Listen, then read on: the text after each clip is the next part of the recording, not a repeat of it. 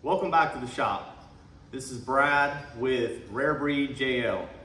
Today I'm going to be showing you how to create fiberglass panels. This is not going to be a tutorial, it's not going to be a step-by-step. I would reference Fish Bump TV. He has a great YouTube channel where he goes over in-depth, step-by-step process to create really anything fiberglass. The guy's got an outstanding channel.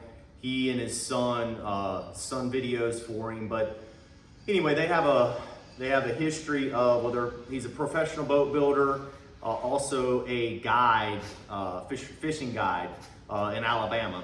Anyway, he's been building boats for years. Learned with his father when he was younger. But the guy has an outstanding channel, so check it out if you get a chance. Again, that's Fish Bump TV. So if you were following along a couple weeks ago, I mentioned that I had some steel tube doors for my Jeep, half doors, and they're incredibly heavy. They're heavier than the actual JL aluminum doors with the glass in it. So I decided that I wanted to cut down on the weight. Originally I was going to go with carbon fiber. After researching it, looking into it, I decided that the weight savings I was going to get in carbon fiber and the neat factor or cool factor of carbon fiber, I wanted to paint them white anyway, so I opted for fiberglass. Started researching how to do fiberglass. I obviously had basic understanding of it, and I'm by no means an expert at this point, but it is a lot easier than you would think. So again, today I'm just going to kind of show you the process in which I'm going through to create just some basic door skins. I am doing a mold using a piece of mirror that I had laying around in my garage, but the results are fantastic. So basically what I did is I laid out a gel coat on the, you should always wear PPE for this, so you need to be wearing gloves, you need to be wearing a respirator. There's a lot of toxic fumes. There's fiberglass that can get in your skin, so make sure you're using the proper PPE for that. But I'm gonna give you a little quick glimpse. This is the first one I created. I've got it all sketched out here on how I'm going to cut out the door, but I just want to show you kind of what you can expect. And as you can see, I mean, I don't know if you can see just how shiny that is, but that's going to be perfect. It's going to be a perfect door skin.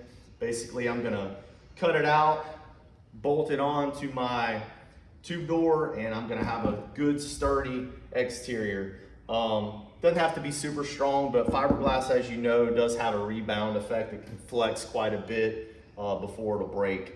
So it's a good option. This panel right here weighs probably about 6 pounds versus the 20-pound steel skin that's currently on the door. But once I cut it out, I mean, it's gonna weigh probably closer to 4.5 pounds. So cutting down significantly on the weight. And anyway, we'll get to it. I'll kind of show you a step-by-step process. Again, it's not a tutorial. I'm just gonna kind of show you what I do to prep the mold surface and then lay it all out. The first thing you wanna do is you want to be staged. You want to have everything staged properly, because as you go, you'll notice that the cure rate, depending on the temperature, the ambient temperature, the surface temperature, how hot you mix your resin, is going to determine how quick and how much time you actually have to work. So you want to have all your fiberglass sheets cut out, ready to go. You want to have all your tools laid out. That way you're not having the resin cure in either the pan or the actual measuring cup. All right, so some of the tools I'm going to be using and supplies I'm going to be using today are an iso tooling polyester resin. I'll be finishing off both sides with a light gel coat with wax.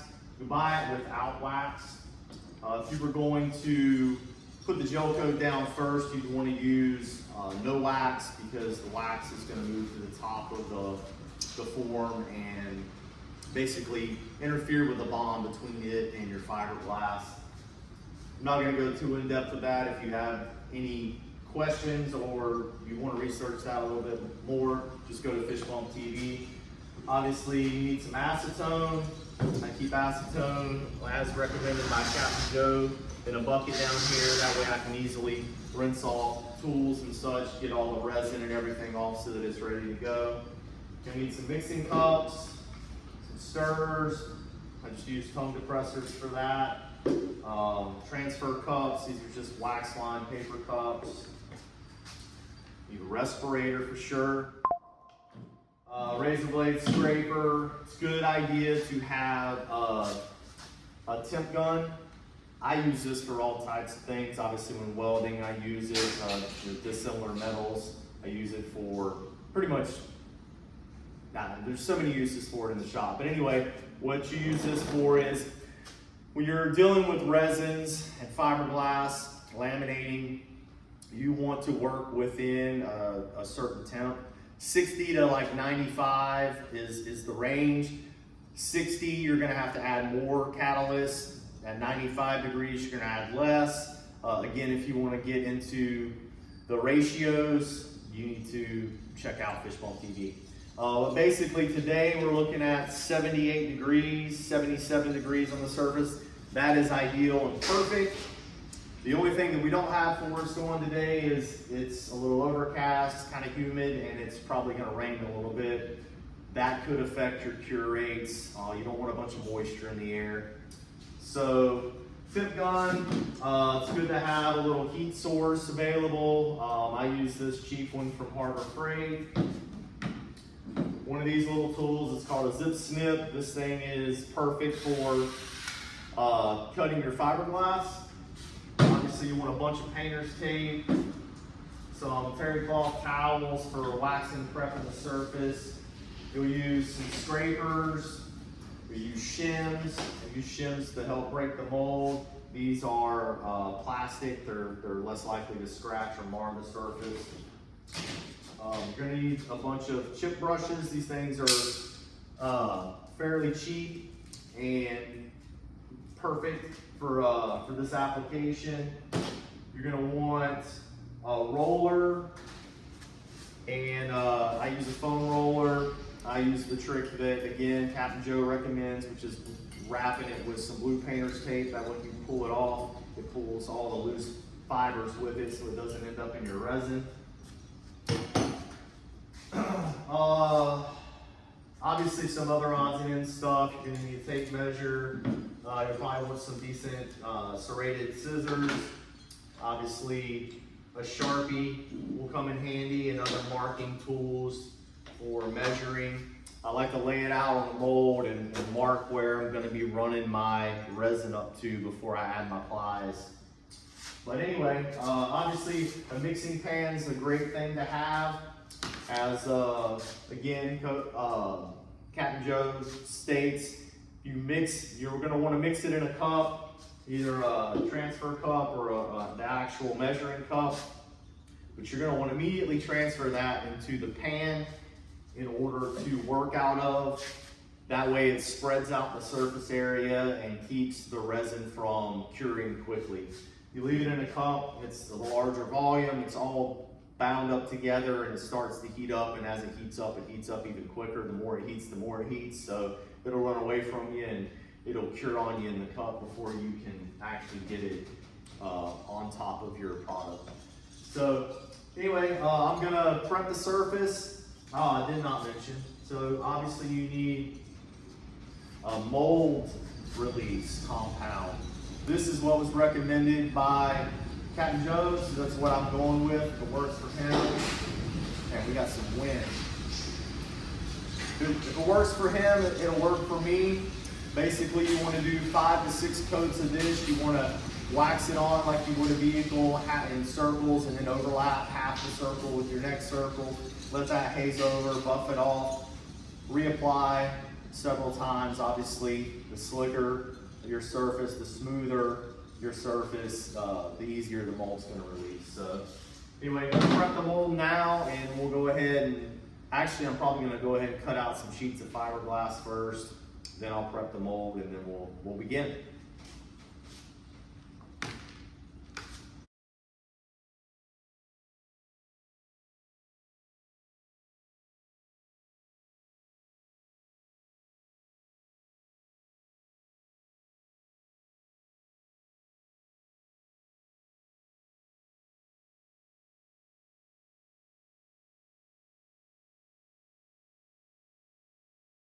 All right, I've got everything set up. I've got my fiberglass cut out. About to pour up my resin now. Not going to be doing too much talking because I'm going to be wearing a respirator. You're not going to be able to hear me anyway. Plus, I've got a fan blowing, exhausting the shop out the bay door there. So let's see what we can do.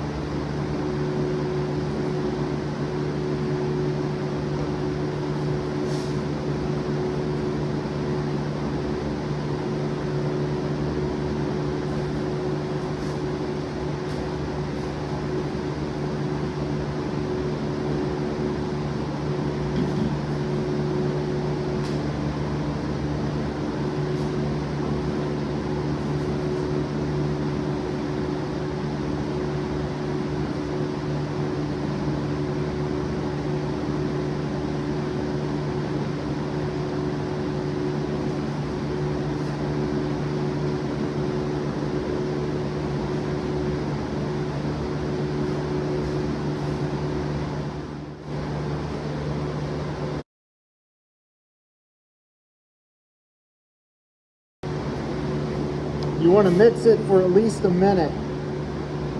I've got 10 ounces here, so just over 3 cc's of catalyst. The catalyst I'm using is MEKP, methyl ethyl ketone peroxide.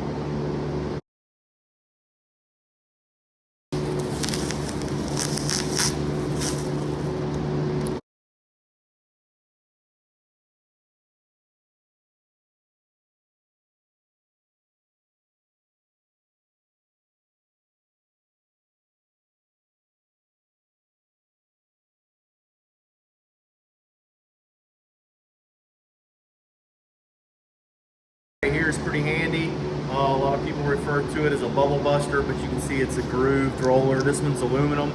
They make them in like a PVC or plastic material. Couldn't find one of those. So you'll notice I reached down, and you can't really see what I'm doing down there, but I've got a bucket with acetone in it, so I'm constantly rinsing the resin off so that it's not sticking. If it sticks, it'll start to pull the actual CSM up. So CSM is the mat, this stranded mat that I used on the bottom and the top. It's best for bonding. So the middle mat is called 1708. Basically, it's got a woven mat with CSM already attached to it. So basically, it's 4-ply. I'll show you. Basically, here's some samples, so you can see the thickness that it's going to be after I throw some gel coat over the top. But anyway, that's that. Like I said, this is not a tutorial.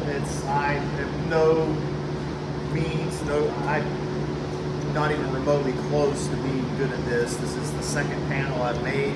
So we'll see how it turns out. All right, let's break the mold on this thing and see what it looks like. This is gonna be panel number 3.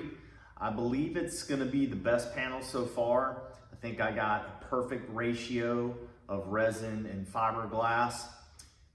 You wanna aim for somewhere, for CSM and 1708 specifically, you wanna aim somewhere around 2.5 ounces per square foot. On panel number 2, I ended up with, I used enough resin, but I think I probably worked it a little too much, pushed a little too hard, and had a little squeeze out. So I ended up with a few spots that weren't quite transparent.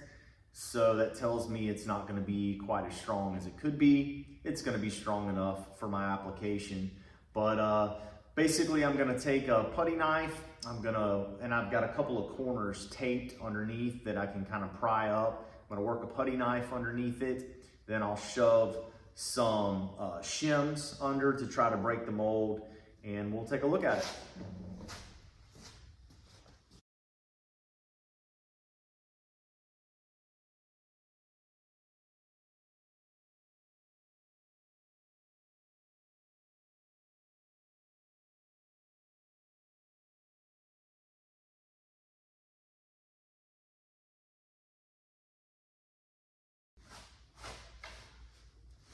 There we go.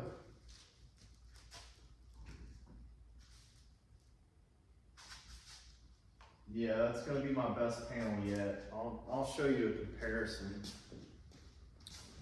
Slide on. You can see every now and then you'll see a little white spot. It's got a little white haze to it. You didn't get quite. And around the edges you can expect it because my mats are not all cut to the same measurement, but you can see that's super shiny.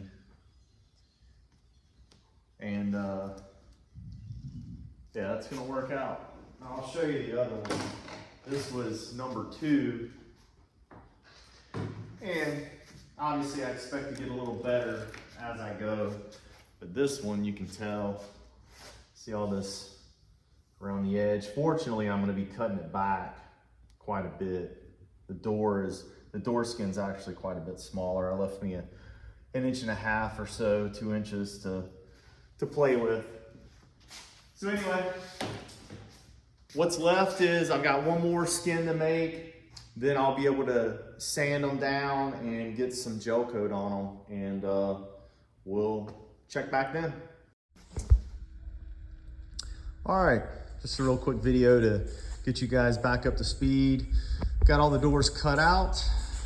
I've got actually a single coat of gel coat without wax on these 3 doors here. This one I've actually got 2 coats. You can see the difference, but pretty recognizable difference there. But I originally was gonna sand these up to 1200 grit and then polish them to a shine, but I'm thinking they won't perfectly match the Jeep, and you may be able to tell. I think if I leave them textured, and I really like this texture on them, I think it'll, 1, kind of mask the fact that they don't match perfectly, but 2, I think they'll be a little more durable, and 3, several less steps in the process. So I can always sand them later and polish them if I decide to do that, but for now, I don't think I'm gonna leave them a little texture to them and see how it looks. But as soon as I mix up another batch, or prior to me but mixing up another batch of gel coat, either I'll probably wait till the last coat. Again, these have no wax in the gel coat. The last coat you want to do with wax, and that allows the gel coat underneath to cure. Needs to be absent of oxygen. The wax will rise to the top and allow the gel coat underneath to cure properly. So I'll do another video here shortly on that, and we'll see how it goes. All right, bring you up to speed here. So I ended up messing up with one of the door skins. I put the wrong side down on the mirror, so the inside of the skin ended up with the smooth texture. You want that smooth texture because it's nice and flat. Basically, on the flat surface, you'd want to come back with about 120 grit sandpaper, rough it up a little bit, give it some texture so that the gel coat can bind. Well, rather than try to sand the side that was up after I put it on the mold, it's kind of hard to find the high spots. So what I decided to do was put a thin layer of gel coat so that I can find the high spots. And you can see I got quite a few here.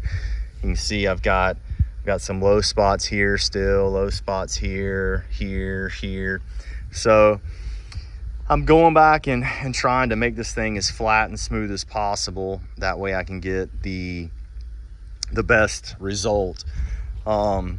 These turned out great. They're a little flat right now, but after I buff them, I believe they're gonna turn out really nice. I think I'm gonna leave the texture, but I am gonna buff them out and make them shiny. So anyway, back to wet sanding to get this thing as flat as possible, and we'll pick back up later. All right, that's a wrap. I finished up the doors. I didn't record the process of applying the gel coat.